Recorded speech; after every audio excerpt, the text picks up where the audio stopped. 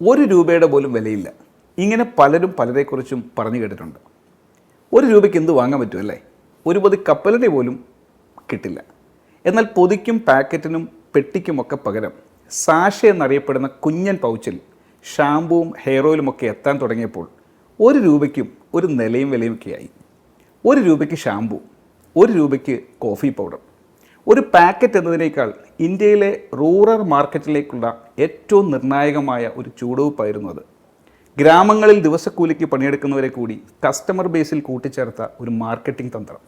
വലിയ പാക്കറ്റിലും കുപ്പിയിലും കിട്ടിയിരുന്ന കാപ്പിപ്പൊടിയും ഷാമ്പുമൊക്കെ 1 രൂപയുടെ സാഷകളിൽ വാങ്ങിക്കാൻ കിട്ടുന്നു. 4 സാഷേ ഷാമ്പുകൾ വാങ്ങിയാൽ 1 മാസത്തേക്കുള്ളതായി.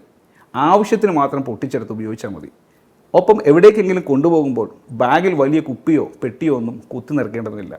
സാഷകൾ അരങ്ങുവാണ് തുടങ്ങിയതോടെ നഗരങ്ങളിലെ പണക്കാർക്ക് മാത്രം ഉപയോഗിക്കാൻ പറ്റിയിരുന്ന വലിയ ബ്രാൻഡുകൾ ഇന്ത്യയിലെ ഓരോ ഗ്രാമത്തിലെയും സാധാരണക്കാരൻ്റെ കയ്യിലുമെത്തി. സാഷകളിലൂടെ കമ്പനികൾ വിറ്റത് അവരുടെ പ്രൊഡക്ട്സ് മാത്രമല്ല, മറിച്ച് അതുവരെ സാധാരണക്കാർക്ക് അപ്രാപ്യമായിരുന്ന ഒരു വലിയ ബ്രാൻഡ് സ്വന്തമാക്കാനുള്ള അവസരം കൂടിയായിരുന്നു.